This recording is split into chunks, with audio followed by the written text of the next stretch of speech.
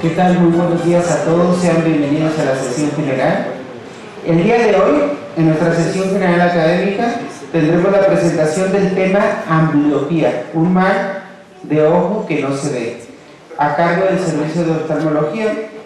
Nos acompañan como ponentes el doctor Manuel Michel Granados Pinedo, médico adscrito al Servicio de Oftalmología, quien es egresado de la especialidad de oftalmología del Hospital Bicentenario de Alta Especialidad, Bicentenario de la Independencia, con aval académico de la UNAM. Posteriormente realizó su formación en estrabismo y alteraciones de la motilidad ocular en el Hospital de la Luz. Asimismo, participan nuestros médicos residentes de oftalmología, el doctor Dionisio Aranda Beltrán, quien es médico residente de segundo año, y la doctora Ana Paula Asbun Morales, residente de tercer año. Agradecemos a nuestros ponentes la participación y le damos la bienvenida, por favor.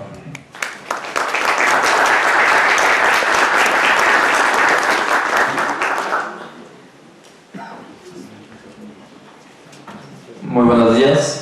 Les agradezco al hospital por esta invitación a la sesión mensual y a nuestros doctores, enfermeros y todo personal de salud. Elegimos este tema como un mal que no se ve, que no se detecta a simple vista, porque en la práctica, y pues también al ser un hospital de concentración y de referencia, pues vemos que gran parte de estas ambliopías se pudieron evitar, prevenir a través del tiempo. Entonces vale la pena que todo personal de salud haga una recomendación, una guía y despierte una chispa o la duda en nuestros familiares o en los familiares. Entonces vamos a hablar de ambliopía y cómo puede repercutir, no como tal algo que ponga en peligro la vida, pero sí en las habilidades, las destrezas de nuestros pacientes ya en una vida adulta, adolescente. ¿De acuerdo? Bueno, vamos a empezar con el doctor Dionisio. Él es residente de segundo año.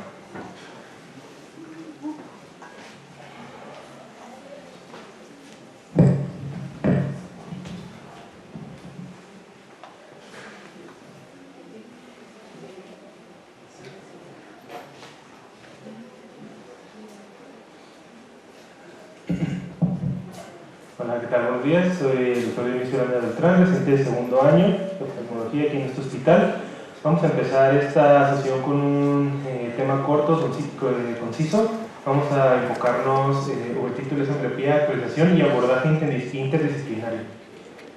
Los objetivos de esta pequeña plática sería revisar la definición de ambliopía, vamos a saber qué es, vamos a analizar su epidemiología, cómo se presenta o en qué porcentaje se presentan los pacientes y cómo puede llegar a afectar la salud visual infantil. Vamos a hablar de la clasificación de los distintos tipos y según su etiología, y vamos a identificar los principales factores de riesgo. También vamos a hablar superficialmente de las bases fisiopatológicas para cómo se llega a esta afectación en el desarrollo visual y cuáles son las repercusiones en nuestros pacientes que se van a quedar hasta la vida adulta. Entonces, la definición de la ambliopía es una disminución de la visión que se reproduce durante los años de desarrollo visual que es secundaria a una estimulación visual anormal o una interacción binocular anómala. Es generalmente unilateral, es decir, de un solo lado, pero también se puede afectar a ambos ojitos. Muchas definiciones también abarcan que es sin un daño estructural evidente, es decir, no tenemos una alteración anatómica como tal que pueda justificar por qué nuestros pacientes no están viendo de ese ojito o de sus dos ojitos. El término coloquial, o como se ha llegado a conocer, es el ojo perezoso o el ojo vago. A veces se confunde con las alteraciones estrábicas o una desviación ocular, pero ahorita vamos a ver qué puede llegarse a consecuencia de. Se presenta en el 2 hasta el 4% de los niños. Es más común la pérdida visual unilateral de la infancia, es la causa más común. Entonces, es un alto porcentaje, ya que vamos a hablar de las repercusiones que puede tener. Como ya mencionó el doctor Mitch, no hay como tal un peligro para la vida, pero sí las destrezas que van a poder desarrollar nuestros pacientes. Requerimos de una visión binocular, poder ver de nuestros dos ojitos para la profundidad. Entonces, muchas destrezas requieren esta salud visual binocular. ¿Cuáles son los factores de riesgo? Los podemos clasificar en oculares y no oculares. Los oculares, como vamos a ver también en su clasificación etiológica, son el estrabismo, los errores de la refracción, anisometropía, que estamos hablando de que un ojito necesita más aumento que el otro para ver, cataratas congénitas infantiles desde una edad muy temprana, y ptosis palpebral, es decir, la caída de un párpado. Ahorita vamos a ver que esto repercute en la clasificación. Las causas no oculares que están asociadas al desarrollo de ambliopía sería la prematurez, el bajo peso al nacer, y antecedentes familiares de ambliopía, tabaquismo maternal, otros trastornos del desarrollo y factores socioambientales como no poder acudir a una clínica o no tener acceso a un oftalmólogo justo para prevenir o tratar esta enfermedad.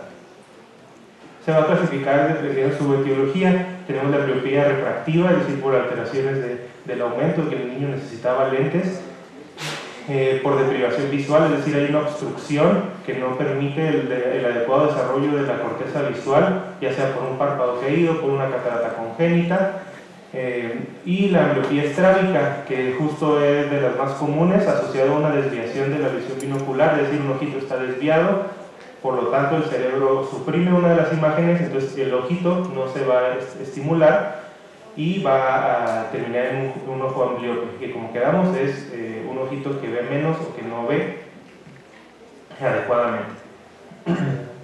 En este estudio realizado por Birch y Holmes en el 2010 se buscaron las causas de ambliopía en niños, de la cual la más común fue la estrábica, es decir, el estrabismo es de las principales causas de ambliopía y es más común en niños menores de 3 años. Ya cuando estamos hablando de niños de 3 a 7 años, las causas realmente se emparejan, sería la mitad por estrabismo, la mitad por anisometropía, es decir, refractivas, y también existe el factor combinado. Muchas veces un ojito que está desviado también tiene diferente aumento que el otro, por eso los factores se clasifican como combinados. Como podemos ver, pues la edad también representa, nos podemos sospechar de cuál es la causa de la ambliopía en nuestro paciente por la edad. También dependiendo de la edad podemos ver cómo al principio es muy dominante el estrabismo como la causa principal de ambliopía, y conforme van aumentando los pacientes, aumentando de la edad, las causas son más refractivas o el factor combinado. Podemos notar que aquí no se ven las causas por obstrucción porque son muy raras, pero también es de las causas más graves, es una estimulación casi nula, es como si un ojito estuviera totalmente tapado por varios años, meses, y ahorita vamos a ver las etapas de la edad que son muy importantes para el desarrollo de la corteza visual. Entonces, hablando de la ambliopía estrábica, esta es causa de una interacción competitiva o inhibitoria. Como ya había mencionado, un ojito es el ojito dominante con el que el paciente ve, el otro tiene una alteración por estrabismo que se desvía, entonces al cerebro no le gusta ver doble, esto es normal, por lo cual va a suprimir la imagen del ojo no fijado, es decir, el ojo que no está viendo no se está estimulando, es como si no estuviera viendo de ahí, el cerebro borra esa imagen. Entonces, hay diferentes tipos de agudezas visuales que tenemos, y este tipo de ambliopía por estrabismo va a alterar diferentes características de la visión. Entonces, la agudeza en rejilla que se suele medir con esta tablita, que es la tablita de Amsler, está menos afectada que la agudeza de reconocimiento. Estas tabletas se usan para los niños para estimar su agudeza visual. Ellos no nos pueden leer la tabla de Snellen, no nos pueden decir, pues leo hasta la línea 8. Son niños muy pequeñitos, pero con estas tablitas se les mueve, se estimula, entonces ellos alcanzan a ver la diferencia, ellos reaccionan y con eso podemos estimar su agudeza visual. Niños más grandes que ya reconozcan figuritas, podemos usar la tabla que tenemos de este lado con símbolos y que nos pueden llegar a decir hasta dónde alcanzan a ver. También tenemos el fenómeno de crowding más marcado, que es este fenómeno. Si tenemos aquí, por ejemplo, este objeto que es una manzana, lo podemos reconocer fácilmente, pero crowding, cuando está rodeada de otros objetos similares o del mismo carácter, a veces es difícil reconocerlos. Entonces esos pacientes ambliopes pueden llegar a presentar esta alteración que no reconocen este tipo de figuras. La ambliopía refractiva se divide en dos, refractiva, como sabemos, es el uso que requiere el uso de lentes para poder enfocar la imagen en la retina, necesitan más aumento. Los pacientes que son miopes o hipermétropes, ambos, pero es más común en la miopía, llegan a tener ambliopía cuando la refracción es mucho más grande en un ojo que el otro. Puede ser que un ojo sea más grande que el otro, por lo cual uno necesita más aumento para llegar a ver, y esto es de las causas más comunes que a veces no detectamos, y esto es fácil reconocer en la escuela. Muchas veces los niños no alcanzan a ver y que se tienen que sentar hasta el frente o no ponen atención, y muchas veces puede ser debido a que no alcanzan a ver, y es importante tener su refracción o ponerle sus lentecitos a edad muy temprana para una correcta estimulación, porque hay pacientes con miopías y hipermetropías muy grandes que pueden incluso causar ambliopía bilateral, que es de las causas. Entonces esta suele pasar más desapercibida, pero es muy común. Aquí estos numeritos nos hablan de cuál es el grado de diferencia entre un ojo y otro para que pueda llegar a aumentar el riesgo. Ahorita, hablando del tema ya de ambliopía refractiva, vamos a andar un poquito más en ello. La isometropía como causa de ambliopía refractiva es lo mismo que les comento. Ojitos, aunque no sea la diferencia entre los dos ojos muy grandes, es un aumento muy grande que necesitan los pacientes. Necesitan lentes con demasiadas dioptrías para poder llegar a enfocar la imagen en la retina, y por lo cual estimula la vía visual.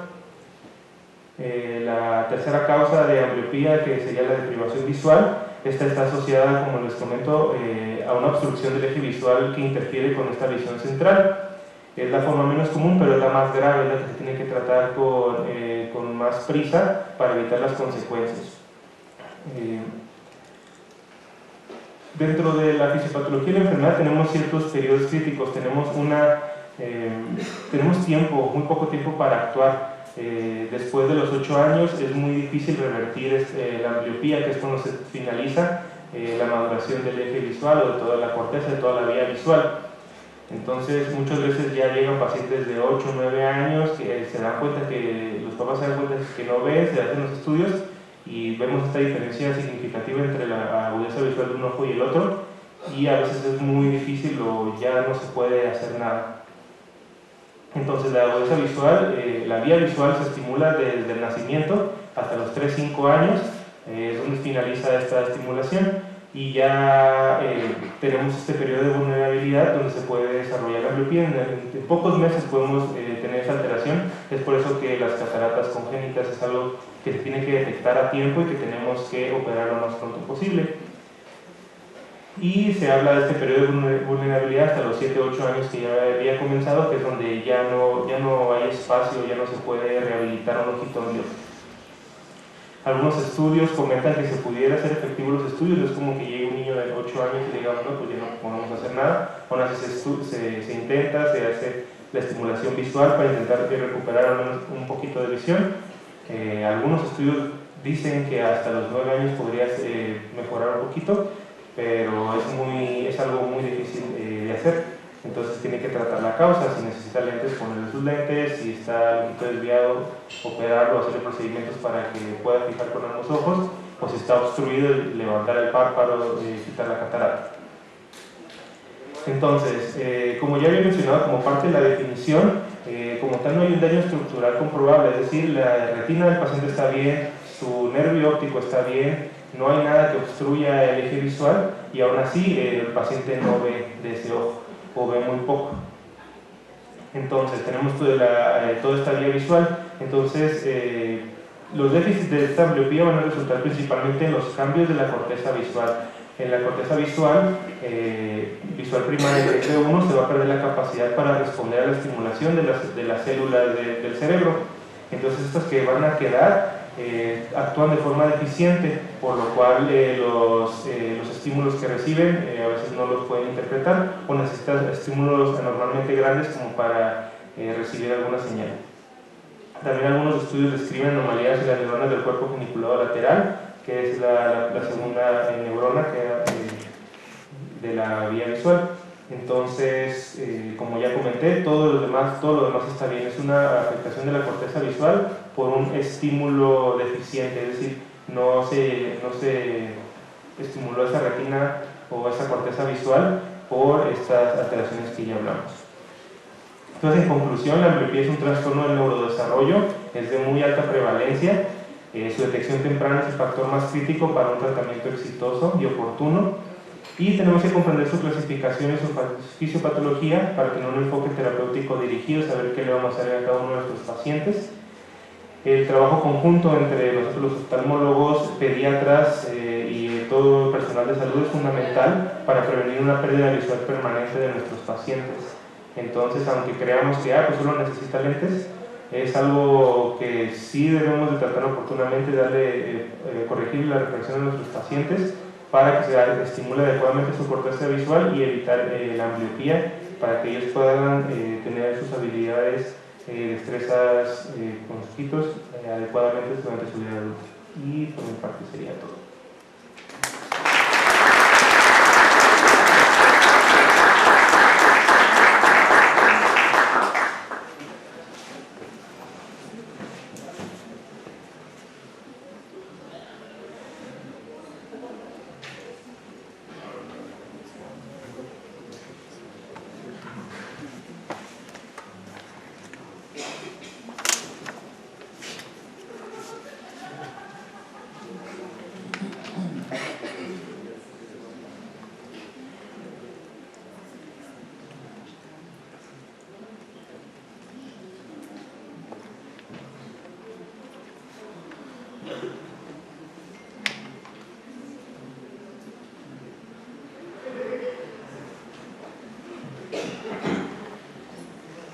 Bueno, ahora haciendo un énfasis en la ambliopía estrábica, como pudieron ver en las presentaciones del doctor de inicio, tenemos aquí a un zorrito andino con un parche. ¿Por qué? Porque generalmente, ya sea a la altura de octubre, se festeja la campaña de concientización, prevención y diagnóstico de ambliopía.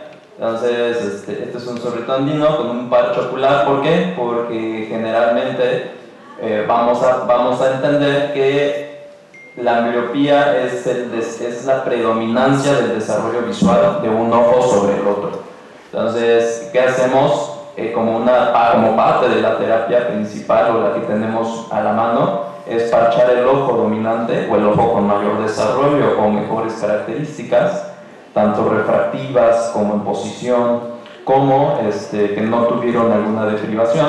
Lo parchamos para que cuando esté operado, cuando tenga lentes, cuando ya no tenga una obstrucción del eje visual, ¿no?, de la vía visual, se empiece a desarrollar y darle la oportunidad, ¿vale?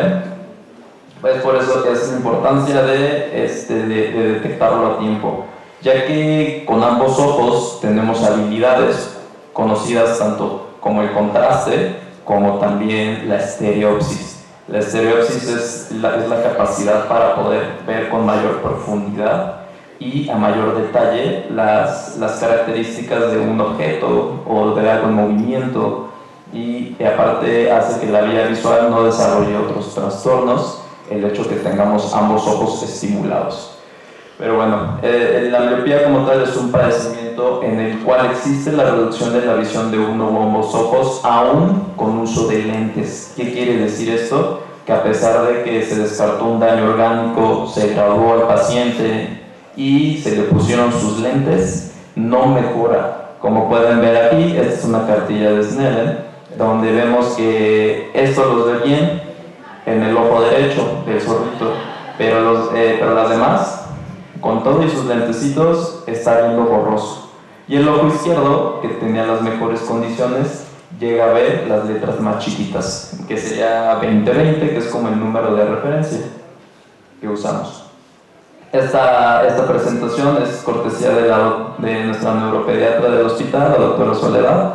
Se me hizo muy interesante y una forma de verlo, que nuestros pacientes estrábicos o nuestros pacientes con alteraciones refractivas importantes y con alteraciones que deprivan del ojo, del sol, de la luz natural, tienen factores de preconcepción, prenatales, perinatales y postnatales, ¿vale? Entre ellos los de preconcepción son enfermedades sistémicas, tanto de padre como de madre. En las perinatales, amenazas de abortos, infecciones TORCH, ruptura prematura de la membrana. En las perinatales tenemos un parto prematuro, es decir, es de los más importantes criterios de referencia inmediata para checar fondo de ojo y también refracción, ¿vale? Súper importante. Y postnatales, pues hiperbilirrubinemia, hemorragias intraventriculares, enfermedades congénitas, infecciones, etcétera, etcétera. Y la plasticidad cerebral, esto es un arma de doble filo. Es un arma de doble filo para desarrollar ambliopía, ya que la ambliopía es una adaptación neurosensorial gracias a la plasticidad cerebral. El cerebro, la corteza visual, quiere ver a toda costa, y un ojo desviado va a ver una cosa y el ojo dominante va a ver otra cosa. Entonces siempre va a preferir una sola imagen a dos imágenes con mucha diferencia. En cuanto a la refractiva o la necesidad de lentes, va a querer ver con el ojo con menos emborronamiento. Entonces es un arma de doble filo, como también el punto a favor de la plasticidad es le damos su mejor graduación a los nenes, a los bebés, a los pacientes que están en un periodo crítico del desarrollo visual, y su cerebro va a empezar a incluir al otro ojo o a ambos ojos. En cuanto a la estrábica, ya los ojos alineados va a lograr que incluyan al ojo desviado o que previamente estaba desviado, y eso va a hacer que la corteza visual ya tenga algo de estereopsis, algo de mayor visión fina. Entonces nos vamos de lo normal, ¿no? Aquí hago énfasis en esta cartilla de Snellen, como mencionó el doctor de inicio, pues esto no lo puede ver un niño de 1 año, 2 años, pero a lo que quiero llegar es que estos números que tenemos aquí es de acuerdo a la edad. Los pacientes de más de 5 años ya alcanzan a ver las letras más chicas, ¿vale? Pero ya es un periodo tardío. Si llegan a ver las letras más chiquitas, que es como el 20-20 aproximadamente, eso significa que tuvo un desarrollo visual normal, pero hablamos de 5 años. Entonces, si nuestros pacientes a esta edad están viendo a los 5 años estas letrotas, pues ya es un poco tarde. Aún así tenemos que investigar por qué no nos alcanza a ver estas letras. Y también es muy importante, la mácula es el área de mejor visión, se diferencia a los 4 a 6 meses de nacido. Entonces es súper importante que, como vimos en los factores de riesgo, si tenemos algún factor de riesgo, tenemos muy poco tiempo para detectar cómo va este desarrollo, y posterior a esto pues puede haber consecuencias en la vía visual y en la percepción de su mundo. Entonces aquí estamos viendo, este es el nervio óptico, estas son las arcadas vasculares, y este es el meollo de lo que estamos viendo o que se debe de estimular la foveola y la fovea. Tienen distintos grados de percepción, de finura, de cómo percibe el mundo el paciente. Entonces, si un ojo está alineado, todo va a caer en esta área. Si un ojo tiene su mejor graduación, la luz y su finura y la percepción de esta va a caer en este lado. Si no hay deprivación, la luz va a entrar y se va a percibir en esta área. Entonces esa es la importancia de tener alineados con su mejor graduación y sin nada que obstruya la vía visual, ¿vale?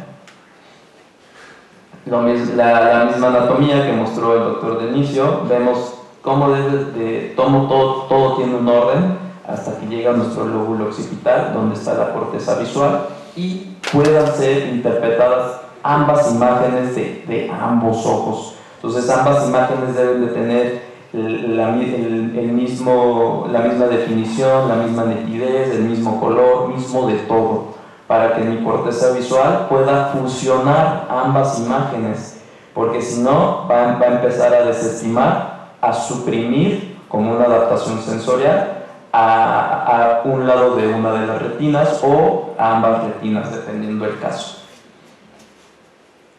Ahora bien, hablando de alineación ocular, ¿vale? Estamos viendo la espaldita del zorrito en esta área. Vemos por qué, gracias a la fovea, que es la parte de visión fina de la mácula, se puede unir una misma imagen. Ojo izquierdo ve un perfil, ojo derecho ve otro perfil y hace una binocularidad. La binocularidad, literalmente, como pues cuando usamos binoculares, pues vemos una misma imagen unida, unificada, una sola, incluso la obviamos como si no existiera una imagen monocular de algo tan natural que nos llega a suceder. Y esto pues, nos hace ver con una profundidad y una visión más fina. Ahora bien, ¿qué pasaría si un ojo está desviado y el ojo está derecho? ¿Vale? Pues una área va a estar viendo otra parte y otro ojo va a estar viendo la imagen que quiere. El que tiene mejores condiciones es el que va a dominar, ¿vale? Entonces, al haber una dominancia, va a empezar a ver un escotoma de supresión, ¿vale? Y en lugar de ver algo binocular, pues va a haber un escotoma de supresión para evitar la confusión, la visión doble, entre otras aberraciones de la vía visual. Y pues en lugar de que se proyecte la imagen en la fovéola, en el área de visión más fina, pues se va a estar estimulando un área de visión un poco más gruesa y por ende, si examinamos del ojo su visión de manera monocular, pues vamos a ver que sí ve, pero ve muy grueso, tiene una visión muy gruesa que no sirve para las demandas de visión fina, de alta destreza, de atención visual. Entonces, este es el resultado de la interacción de dos vías visuales, neuronas que llevan dos imágenes no fusionables de cada ojo, ya sea porque están emborronadas, porque le hace falta lentes, o porque está desviado el ojo, un ojo ve una cosa, el otro está viendo lo que quiere ver, y esto hace que se suprima un ojo. Claro está que se puede incluso mezclar ambas situaciones, desde que tiene una imagen borrosa y también tiene una desviación ocular, ¿vale? Y un lado se vuelve dominante y ese se vuelve el ojo fijador. Y aquí básicamente pues es un caso clínico de que la mamá le tomó fotos y empezó a ver cómo un ojito se veía más derecho que el otro y lo mandó con nosotros, le pusimos toxina botulínica y ahora en su desarrollo visual ya se ve alineado, ya las luces, eso de hecho es un método de estimación que podemos hacer desde casa, con el haz de luz reflejado en las córneas se ve centrado, ¿no? Y es ese seguimiento que nos daba la mamá después de darle esta información de la importancia de la posición de los ojos y el haz de luz reflejado sobre el centro de la córnea. Y así le dábamos seguimiento a distancia. Como pueden ver, nuestro paciente tiene también refracción, una refracción importante, como para también, aparte, junto con su alineación ocular y su mejor graduación, el paciente mantiene unos ojos alineados y por ende un desarrollo visual dentro de lo normal. Este me gusta como ejemplo, para que entendamos que es una heterotropia, que es una endotropia. Como pueden ver, tapamos un ojo y entra y se va al centro. Entra y se va al centro. Ese es el ojo dominante. Aquí vamos a ver cómo ese se queda estático. Ese se queda estático. Entonces es nada más como para entender, incluso como médicos podemos hacer esa maniobra y descartar que nuestro paciente, si tenemos dudas, no tenga alguna desviación ocular. Y este es el mismo paciente que seguimos desde chiquito, cómo sigue alineado ambos ojos gracias al tratamiento prematuro o con anticipación. Entonces el tratamiento de una ambliopía estrábica es refractar, ya que puede venir junto con una anisometropía o una alta graduación, ¿vale? Junto con toxina botulínica, y depende del caso, elegimos una sobre otra. Y con la cirugía de estrabismo, donde debilitamos o fortalecemos músculos para que se alineen esos ojos. ¿Vale? Entonces, signos de alarma que nos podemos llevar a casa son desviación de uno o ambos ojos en diferentes direcciones, que se tape o cierre un ojo o disminuya la apertura de los párpados para mirar a lo lejos y cerca, o que incluso se acerque mucho los libros, de preferencia que no haya pantallas en esta etapa crítica del desarrollo visual, y tiene dificultades en la escuela o evita actividades de demanda visual, o el famoso niño inatento, pues podría estar detrás una graduación importante o alterada. La mayoría de las veces los niños no avisan, ellos no saben lo que es ver mal o es ver bien, como nosotros ya adultos, o no presentan signos de alarma, lo que puede retrasar el diagnóstico y el tratamiento.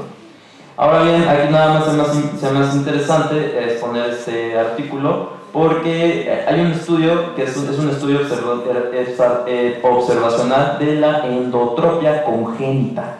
Básicamente, lo que podemos sacar de información de este artículo, de este seguimiento de más de 170 pacientes, es que no toda endotropia dilatante es verdadera y requiere cirugía inmediata, ya que un tercio de estos va a resolver antes de las 20 semanas de edad. Pero, la desviación debe de ser menor a 40 dioptrías, intermitente o variable.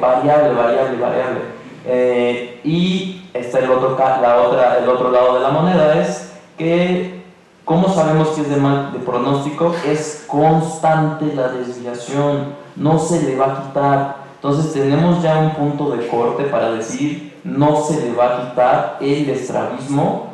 ¿Por qué? Porque es constante y es una gran desviación. Siempre va a reflejar el mismo ángulo el paciente, no se le va a quitar, no se le va a variar, porque en la práctica lamentablemente nos encontramos que se les dice lo contrario, se le va a quitar a los 7 años, a los 10 años, entonces eso ya es muy tardío, ¿vale? Entonces llévense esto importante, porque es una duda frecuente en la consulta de oftalmopediatría, que la mamá le detecta una desviación. Entonces tenemos métodos para saberlo, ¿vale? Con una simple luz ya hablamos de cómo se va a reflejar la luz en el centro de las córneas, ¿vale? Si la luz la llegamos a detectar justo en la orilla de la pupila, estamos hablando de una desviación de 15 grados o de 15 dioptrías. Aquí estamos hablando, si está cercano al limbo o en el cuerpo del iris, está de 30 grados, ya es una desviación importante. Y si ya está fuera del limbo, 45 dioptrías aproximadamente. Entonces, ¿qué pasaría en un nene que tiene un ángulo variable? Un día presenta esto, un día presenta esto, un día presenta esto, ¿no? De manera intermitente, no constante. ¿Y qué pasaría si todo el tiempo anda en estas áreas o en estas áreas todos los días, a partir de que la mamá lo detectó a los 3, a los 4, a los 5 meses? Pues ya esto nos habla que ese estrabismo se está acomodando, está haciendo sus adaptaciones, ¿vale? Y como médicos, pues desde que estamos formándonos como médicos, nos enseñan a usar esto, el oftalmoscopio directo, ¿vale? Que básicamente yo nada más me tengo que asomar en este orificio de observación para que se retroilumine la retina y me dé un reflejo rojo, ¿vale? O un resplandor pupilar. Este es un paciente que está en mydriasis farmacológica, pero miren, ¿no? Qué diferencia de reflejo rojo, ¿no? Está menos iluminado, y si le echamos imaginación y certeza, pues también se nos encuentra ligeramente desviado. Entonces, importantísima maniobra, el reflejo de Brugner, el famoso reflejo rojo, ¿vale? Entonces aquí, si se fijan, esto es otro paciente que está con dilatación farmacológica, pero aunque no tengan dilatación farmacológica, podemos ver este mismo reflejo rojo. Está centrado, el reflejo está ausente, y miren esto, ¿no? Pues aquí, si se fijan, esto es otro paciente que está con dilatación farmacológica, pero aunque no tengan dilatación farmacológica, podemos ver este mismo reflejo rojo. Está centrado, el reflejo está ausente, y miren esto, ¿no? Este tiene un aspecto ya de emergencia, de urgencia. ¿Por qué? Porque se debe de ver roja la retina, no blanca. Y aquí ya tenemos que descartar lo más peligroso, que sería un retinoblastoma, y lo más deprivativo de luz y que nos genera una miopía deprivativa, una catarata congénita. ¿Vale? Hasta ahorita no sé si quedó alguna duda. ¿No? Bueno, a continuación sigue la doctora Asbun para hacer mayor énfasis en la ambliopía anisometrópica.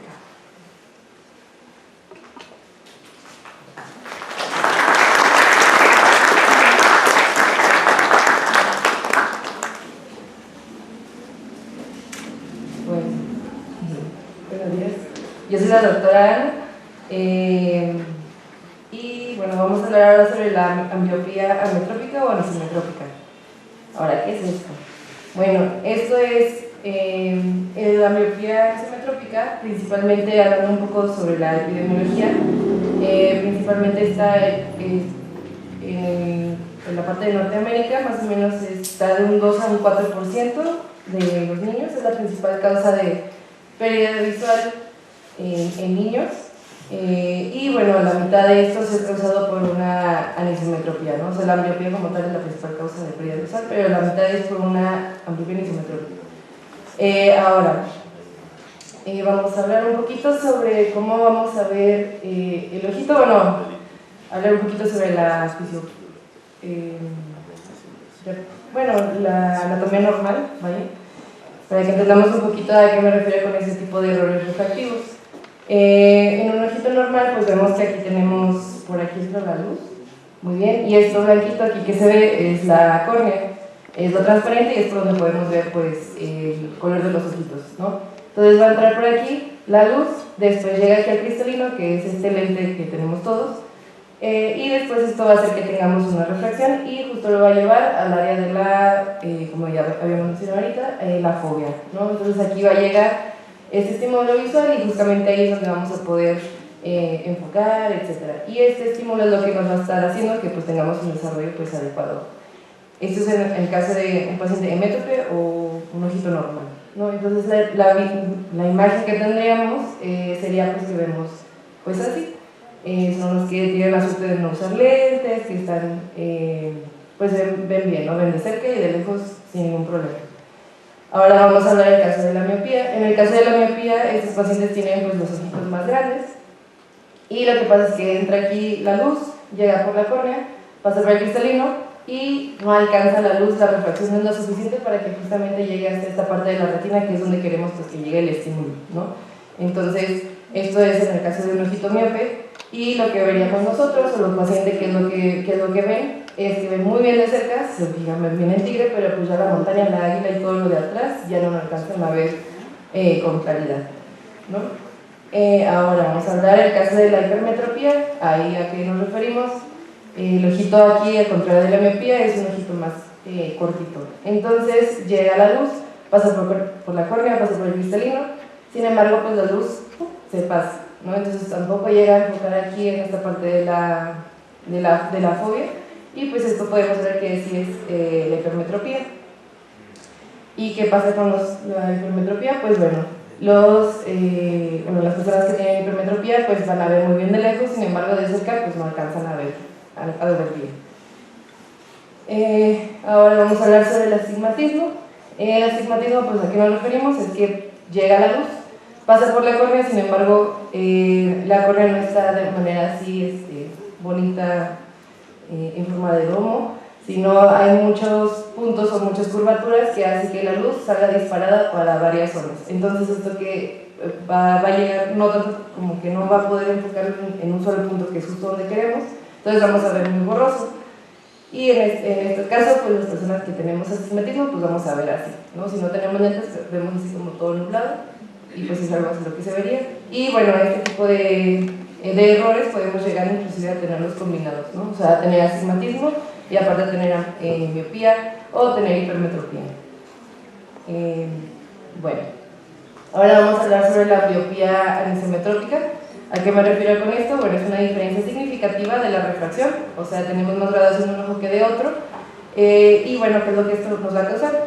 Como ya lo habíamos dicho antes, vamos a tener pues una supresión. El cerebro lo que va a hacer es que no va a querer tener como que ese tipo de aberraciones, y que es lo que va a hacer más fácil, suprimir un ojito, ¿no? Entonces aquí, ¿qué es lo que vamos a tener? Una interrupción ya de la vía visual, y pues el ojito, por ejemplo, el ojito que tenga más graduación, si vemos muy borroso y el otro pues realmente no ve mal, pues el cerebro va a quitar lo que ve mal, y vamos a quedarnos solamente con la imagen que no está tan mal.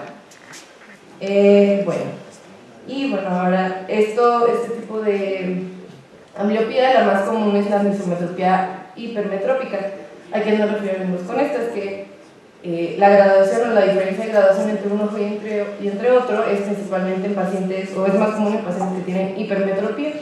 Aquí tenemos, aquí ya les pongo más o menos la clasificación en cuanto a graduaciones. Si nosotros tenemos un niño, un hijo, un paciente que sabemos que tiene la graduación, que tiene su graduación y se los enseña, pues para que más o menos sepan, si tenemos diferencia entre un ojito y otro de más de 1.5 dioptrías en el paciente hipermétrope, pues ahí vamos a decir que eso ya es un dato de una ambliopía anisometrópica, o sea, es un riesgo, es un dato que nos eleva este riesgo, ¿no?, de desarrollar la ambliopía. Pacientes que tengamos astigmatismo, pues si tenemos un astigmatismo ya de 2 dioptrías, igual entre uno y entre otro, si tenemos más de 2 dioptrías, pues también nos va a orientar hay que tener cuidado, y la miopía pues más de 3 dioptrías también pues es un dato ahí de alarma. Ahora, eso es lo que les decía. Tenemos, por ejemplo, el ojito que veía mal y el ojito que veía bien, pues lo suprimió el cerebro y pues ya nada más se quedó con esa imagen. Ahora vamos a hablar sobre la ambliopía isometrópica. Aquí a qué nos referimos, a diferencia de la isometrópica, es que vamos a tener los dos ojos con graduaciones muy altas, sin embargo no van a estar corregidos, y ambas imágenes, como van a estar muy borrosas, no van a estar tan enfocadas, vamos a tener un desarrollo visual subóptimo y de manera bilateral, ¿no? Entonces esto es un poquito, ahora sí que más peligroso. Y ahorita las graduaciones pues van a variar ahora cuando son en ambos ojos. El astigmatismo sería arriba de 2 a 2.5 dioptrías, hipermetropía arriba de 4 a 5 dioptrías, y miopía muy alta arriba de menos 6 dioptrías. Eso ya también nos tiene que dar un dato de alarma, ¿no? Ahora en la clínica, ¿cómo vamos a ver a los pequeños? Pues vamos a ver que van a estar súper pegados a las pantallas. En la escuela a lo mejor van a ser niños muy inquietos porque pues, realmente no alcanzan a ver, y si están sentados hasta atrás pues mucho menos, pues no alcanzan a ver, están muy inquietos, van a batallar mucho en la escuela, pegarse o se van a acercar mucho a las cosas para poder ellos ver, y bueno, nosotros pues tenemos que estar viendo más que nada pues, todo ese tipo de cosas que pudiéramos llegar a ver en los niños, o inclusive que se caigan, etc. Aquí voy a hablarles un poquito sobre los hitos visuales, o hitos de desarrollo visuales en los niños. Más o menos es una idea de lo que tendríamos que estar esperando pues, de que nuestros pacientes hagan. En un recién nacido, pues obviamente si le echamos la luz, tenemos que esperar pues, que el niño quiera cerrar los ojos y pues trate como que de quitarse, ¿no? Va a parpadear ante un estímulo de luz muy fuerte. A partir de hasta los 2 meses más o menos, nosotros podríamos llegar a detectar que hay veces que el bebito pues a lo mejor sí fija, pero pues a veces hay una que otra desviación, a veces vemos que a lo mejor un ojito se va y a lo mejor el otro ojo pues se queda igual o se va también, pero no es algo, como hemos dicho en la presentación pasada, no es algo constante ni tan variable, ¿ok? Ahora, a partir de los 3 meses más o menos, ya los bebés tienen que empezar a enfocar objetos a visión más cercana, empiezan ya como que siguiendo las cosas. A los 5 meses ya tenemos ya ya pueden ellos distinguir ya colores y pueden ya empezar a ver como la profundidad, ¿no? Entonces ya pueden empezar a tocar, ya pueden empezar a ir como que a manejarse en su entorno. A los 7 meses pues ya tenemos ya una coordinación mucho más desarrollada de la mano y el ojo, o sea, ya los niños van a agarrar las cosas, van a empezar a jugar, 9 meses igual empiezan a hablar a distancia, saben inventar cosas. Y bueno, ya a partir de los 18 meses pues ya empiezan a hablar de lejos y de cerca, ya los niños a los 2 años ya están caminando. Y bueno, aquí ya vienen más o menos las metas de agudeza visual que esperaríamos en estos bebés. Bueno, en los niños, perdón. A los 3 años pues más o menos una visión de 20-40. A los 4 años ya una visión de 20-30 y a los 5 años pues ya una visión 20-20. Ahora, nosotros cuando podemos llevarlos o cuando podemos hacer el tamizaje, aquí lo importante es que nosotros estemos pues, muy pendientes de nuestros pacientitos, de ver si tenemos algo que no nos cuadra, pues enviarlo en ese momento pues, al oftalmólogo. Si no, pues más o menos a los 3 o 4 años, pues también se podría hacer, ya empezar a hacer la primera valoración por parte de los oftalmólogos, pero igual sí se puede desde antes. Me parece que también hay un tamiz visual. Y bueno, nosotros pues también tenemos que empezar a, cuando tenemos o detectamos que nuestros pacientitos que tienen ahí algo en el ojito, si empiezan con graduación o si se les prescriben lentes pues para poder ver, pues hay que hacer que se adapten de una manera pues más continua. O sea, si se quieren quitar los lentes, pues tratar de apoyarlos para que los esté usando siempre. Nunca se les va a dejar la graduación de poquito a poquito, siempre es toda la graduación que se tiene que necesitar. Justamente en estos pacientes lo importante es que el error refractivo se quite y podamos tener pues, el estímulo que es constante, y entre más tiempo pueden ellos aguantar la refracción, mejor. También hay algunos, bueno, en el caso de la miopía, pues como ya vieron el zorrito que tenemos en las presentaciones, pues tiene el ojito parchado. También se pueden realizar oclusiones en cuanto al ojito dominante, o sea, el ojito que ve bien, se le hacen terapias, se le tapa el ojito bueno, se deja el ojito descubierto, el más chiquito, y con sus lentes con toda su graduación, para que pues esto, mientras ellos estén en su día a día, inclusive les podemos poner a hacer actividades, pues ellos empiezan a desarrollar, a estimular todavía más ese ojito para que pues se pueda ir desarrollando.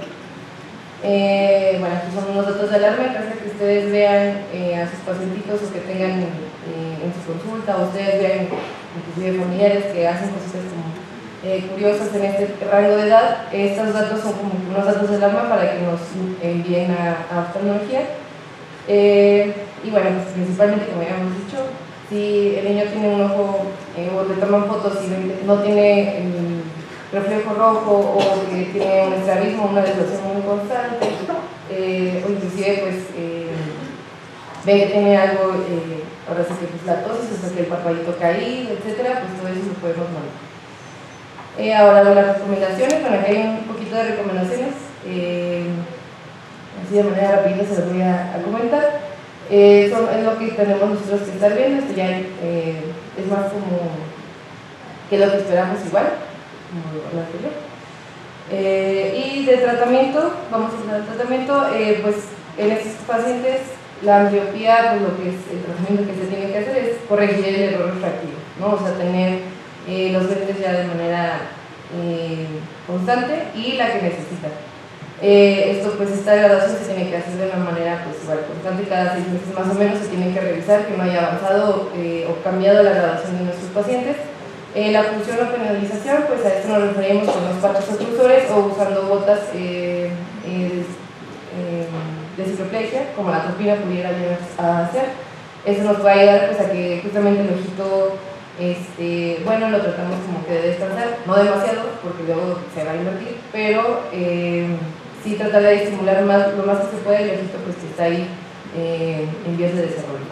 Y las terapias visuales, pues igual nos apoyamos mucho de los compañeros de optometría, ellos nos ayudan mucho pues para que justamente desarrollemos la estereopsis, dependiendo también en qué edad nuestros pacientes, si ya son más grandes o más chiquitos, pues tratar de lo más que se pueda estimular y que se desarrolle de manera normal, justamente con este tipo de terapias, y pues un seguimiento pues estrecho. Ahora bueno, aquí viene más o menos los errores refractivos que pudiéramos llegar a tener.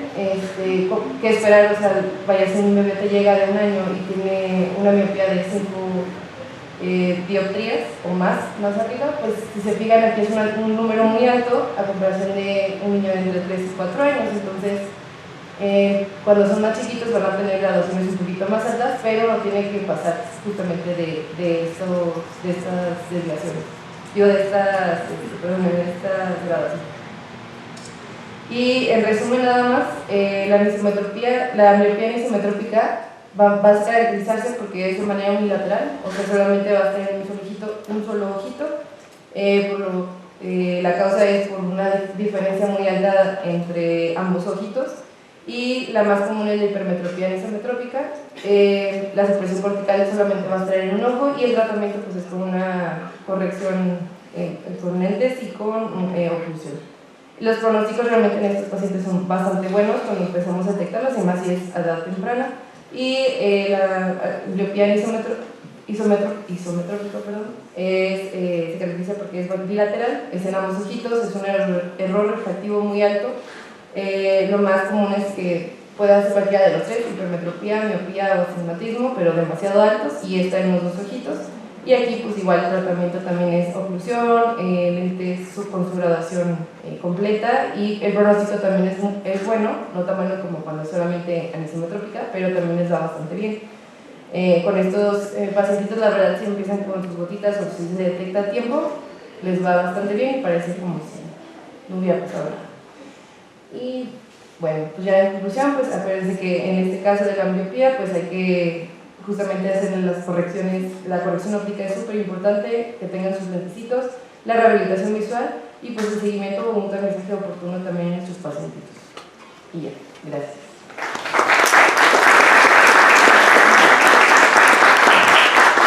Muchas gracias por tu presentación. ¿Algún comentario o pregunta que tengamos hacia los doctores de oftalmología? Sí, muchas gracias. Entendemos que los niños que tienen como alguna desviación, los prematuros, que los datos de alarma que el doctor ya nos comentó, pues ellos finalmente en algún momento van a llegar por referencia a atención médica o están más cerca de recibir una atención médica, pero los bebés que de cunero se van sanos a su casa muchas veces ya no tienen ninguna atención hasta que llegan a la edad escolar, ¿no? Hasta los 6, 8 años que se empiezan a acercar mucho al pizarrón o que están inatentos en la clase y no atienden. Un bebé sano, una vez que se va a su casa, que lo da lugar de cuando nace, ¿cuál es la indicación que deben de tener para acudir a una revisión? ¿Cuándo debe ser ese tamizaje oftalmológico? Sí, muy buena pregunta. Sobre todo cuando son prematuros, de cualquier índole, es inmediata la referencia con el oftalmólogo. ¿Por qué? Porque se pueden graduar, se puede refractar a los niños, y hacer el reflejo de Brugner. Eso se puede hacer también incluso en cunero, y también nosotros lo haríamos como parte del proceso y dilatación farmacológica, y revisar el fondo de ojo para ver que todas las estructuras vayan de acuerdo a la edad, y posteriormente, dependiendo de los hallazgos y la prematuridad y el peso del nene, ya le damos citas en 1 mes, en 3 meses, ¿no? O hasta 6 meses, dependiendo del factor de riesgo. Y cuando es un niño sano, lo ideal es que a los 6 meses ya no lo esté enviando, o al mes de edad incluso, para descartar que no tenga alguna retinopatía o alguna enfermedad infecciosa, o secuela ¿no? Como luego pasa desapercibido hasta que los niños avisan que de un ojo ven bien y del otro pues ven mal, ¿no? Por ejemplo. Pero básicamente sería eso, sin factores de riesgos al mes, o hasta los 6 meses, y en caso de que también detecten estrabismo o una desalineación, pues no decirle que se le va a quitar, o si tienen dudas, pues mejor mandarlo con el oftalmopediatra, que está acostumbrado a ver cómo se ve el ojito mínimamente desalineado, que luego pasa desapercibido, o ya con gran desviación, ¿no? También ese sería envío inmediato cuando se detecta una desviación. ¿Alguna otra duda? ¿Alguna otra pregunta? El uso de pantallas, ¿qué tanto les influye? ¿Les pudiera ser un factor para que desarrollen ambliopía en algún momento? ¿O? Ambliopía como tal no, pero sí, como vimos en la presentación, la estereopsis empieza, o esta profundidad, o empezar a desarrollar esta visión en 3D, empieza a los 4 a 6 meses de edad, empieza, y si ya empezamos con pantallas y esto culmina a los 2 años, ya la visión fina, si empezamos pantallas en lugar de juegos, la coordinación mano-ojo, la sensación, la profundidad que en las pantallas es 2 dimensiones, pues ahí estaríamos como quitándole esa habilidad al paciente.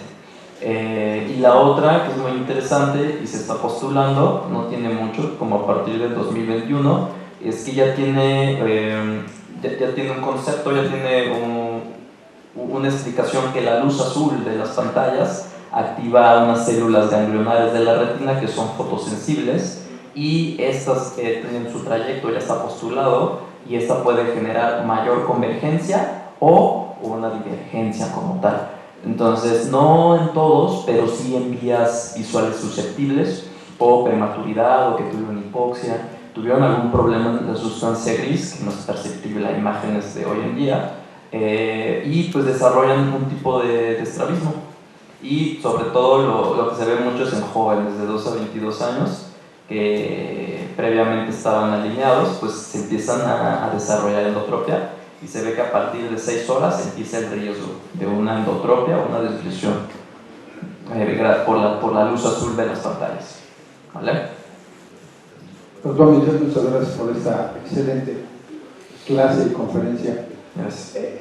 Los niños cuando van a entrar al kinder, yo soy pediatra, regularmente los mando a una evaluación oftalmológica precisamente para que no sean esos niños que creen que todos ven como ellos y empiezan a tener efectos de poca evolución educativa. ¿A qué edad sería la idea de hacer un examen visual rutinario, así como a todos nos piden examen médico para entrar a trabajar o algo? El examen visual a los niños, ¿a qué edad sería la ideal para estandarizarlo y sugerirlo a todos los pediatras? Sí, de hecho no sé si se puede apagar la pantalla, la luz, como para que se enfoque mejor. Esta tablita me gusta mucho porque esta está en las guías americanas oftalmológicas. Nosotros pues sí tenemos formas de saber que a la edad está percibiendo teniendo un cierto grado de agudeza visual, pero sobre todo la refracción nos va a decir que si está viendo muy borroso o si está viendo a lo lejos, está viendo muy borroso, o tiene problemas también a lo cercano, ¿no? Incluso. O el astigmatismo también nos da visión borrosa. Entonces, yo recomendaría que si es un niño sano, sin factores de riesgos prenatales, antenatales, que a partir de los 6 meses de edad mandara refracción, y posteriormente en esa misma consulta dilatar para ver que su retina y nervio óptico tengan las características de acuerdo a la edad, porque también el ojo tarda en pigmentarse, y el pigmentarse, el pigmento es lo que nos va a dar o nos va a ayudar a madurar esa fobia, y que la vía visual y su área anatómica de referencia, que es esta fobia, pues empieza a transmitir bien los impulsos hacia la corteza visual. Entonces, dicho de otra forma, pues puede ser a los 6 meses como su primer tamizaje refractivo y de fondo de ojo, y si vemos que está o muy alto o muy bajo para su edad, pues ya empezaríamos a mandar lentes, ¿vale? Y posteriormente, pues esta es una buena guía de entre el año, 2 años, 2 a 3 años. ¿Por qué? Porque el ojo tiene un periodo de emetropización. Ese emetropización es un ojo chiquito generalmente, un ojo hipermétrope, y que va a ir cambiando a lo largo de su vida, de tal forma que a los 7 años el paciente ya puede tener un ojo de adulto, por así decirlo, o cómo se va a comportar el ojo de ahora en adelante en cuanto a tamaño. Que sí, que se puede inducir la miopía, la progresión de la miopía es otro tema de plática, por eso es importante la luz natural, y otra vez vamos a lo mismo, bajarle el trabajo cercano, o llámese las pantallas, porque sí se han visto que son factores que cambian o no el desarrollo del ojo, aunque tenga 7, 10 años, ¿no?, el paciente. Entonces sí, Es importante eso. No sé si resolví su pregunta. Muchas gracias, doctor, muy amable, gracias. Doctor, ¿sí me escuchan? Sí. Yo soy médico pediatra. Soy médico de adultos, la verdad quedé congratulada, aprendí muchísimo en esta plática. Yo soy médico de adolescentes, ya tengo muchos años de pediatra. A mí me inquieta aquí un poquito el hecho de esa revisión oftalmológica, ese tamiz que hay que hacer, así como yo hago tamizaje en historia clínica del adolescente, hay tamizajes ya por todos lados como forma preventiva de riesgo. Usted habló de que revisión oftalmológica, y yo me pregunto, yo no hago medicina privada, pero institucional, ¿qué tanto estos niños pueden ser enviados a una evaluación, un tamizaje al año de edad, un oftalmólogo, cuando estamos aquí mega saturados? Claro. No sé qué experiencia tengan ustedes, yo no tengo experiencia porque no veo a los niños pequeños, pero a mí sí, pues sugerirlo a los médicos que ven niños pequeños. ¿Quién es el más adecuado para hacer esa evaluación? ¿Ustedes como oftalmólogos o lo puede ser también un optometrista? Porque uno va a las ópticas y a veces son optometristas los que nos checan, que igual tienen una licenciatura. ¿Quién es la persona más adecuada? Porque ahorita que usted dijo 6 meses, me imagino tratar de abrir un ojo a un niño de 6 meses.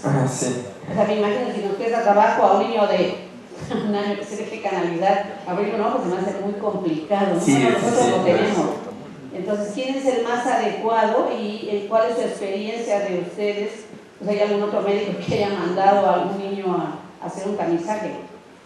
¿Quién es el más adecuado para hacer ese tamizaje desde niños sanos? Hablo de niños sanos. Claro, sí. El que está más abundante y debería de tener, y tiene un entrenamiento, pero pues la práctica, ustedes como pediatras lo podrán ver, y como yo me acuerdo como médico, en algún momento pues el niño te daba como, pues te reservabas un poco ante él.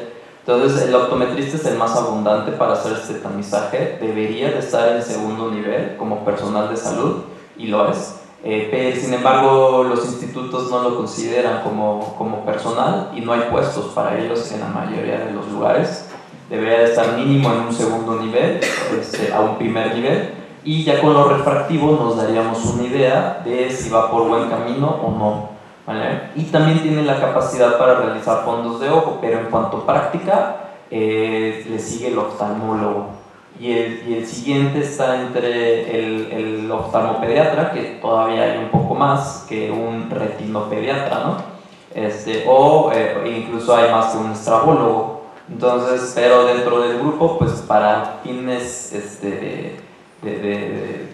fines concretos sería un oftalmopediatra estrabólogo, ¿no? Y el oftalmólogo también, pero sí te topas con que le tienen cierta reserva a ver niños tan chiquitos, ¿no? Y ellos mismos los envían con un oftalmopediatra, que al final eso es bueno porque de no enviarlo a ningún lado, pues enviarlo con un conocido o que busquen ese personal es mejor, ¿no? La referencia concreta. Sí, doctor, porque en ocasiones puede ser una causa de aprendizaje en los niños. Yo, por ejemplo, luego en la consulta que están viendo el celular y bueno, es ya común ahí en el piso, ¿no? El niño está así, oiga, tiene problemas de visión su niño. No, es que así ve, creo que es evidente. Lo normal. Están ahí en la consulta así, con sus celulares así. Entonces sí es importante, doctor, porque de verdad nos enfrentamos que le llegan a mí adolescentes con problemas de aprendizaje y resulta que el niño no ve bien, a que no te sienta, sí ve bien y resulta que tiene toda esta problemática tan grave, ¿no? Sí, totalmente. Y de acuerdo al artículo 71 de la Ley General de Salud, en teoría, pues el paciente puede demandar la atención de su tamizaje visual. Entonces lo pueden enviar como tamizaje visual de niño sano, ¿no? Si no tiene factores de riesgo. Y pues ya, que haga su trámite. Y lo ideal es que primero llegue a segundo nivel y el oftalmólogo ver si ve factores de riesgo, como para que el retinopediatra o el oftalmopediatra o el estrabólogo o alguien de aquí o de otros hospitales pueda revisarlo. No sé si respondí sus preguntas. ¿Sí? Bueno, muchas gracias a los doctores, al doctor Manuel Michel, a la doctora Ana Azul y al doctor Luis Fernández. A través de la Coordinación de Enseñanza e Investigación, le hacemos entrega de sus constancias y los esperamos el próximo jueves.